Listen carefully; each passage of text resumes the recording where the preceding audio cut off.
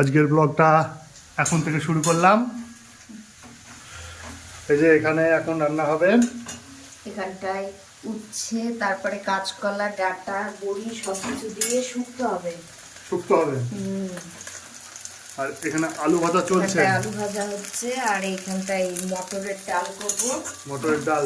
হ্যাঁ, আর এইখানটায় বাটা মাছ আনা হয়েছে, বাটা মাছের সর্ষে বাটা করব। আচ্ছা, বাটা মাছ আর হচ্ছে সর্ষে বাটা, বাটা মাছের সর্ষে বাটা, বাটা মাছের সর্ষে বাটা। আর হচ্ছে আমাদের গাছের কলা গাছের থোড়, কলা গাছের তো থোড়। সেই কলা গাছেরই তো থোড় হবে। হ্যাঁ। তো কলা গাছের থোড় দিয়ে সর্ষে ফোড়ন দিয়ে থোড় ভাজা হবে। থোড় ভাজা। হুম। হুম।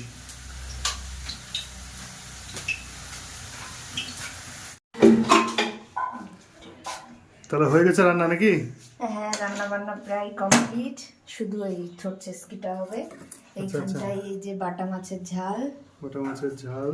হ্যাঁ, আর এইখানটায় যে শুক্তো, শুক্তো। আর এইখানটায় এই যে মটরের ডাল। মটরের ডাল।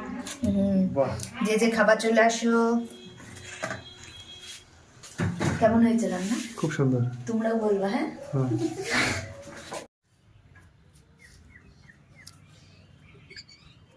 কি করছো? এই যে জামা কাপড় গুলো উল্টে দিচ্ছি।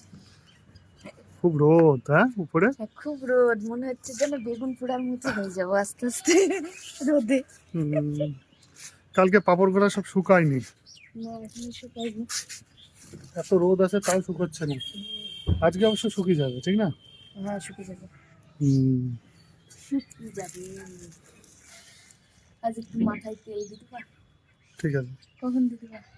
আমি চুলটা কেটে আসি, তারপরে তুমি তো চুল কেটে এসে স্নান করে নেবা। তারপরে করে দেবো। তার কতদিন তেল দিদাও নি, আমি চুলে তেলও দিইনি। ঠিক আছে, দিয়ে দেবো।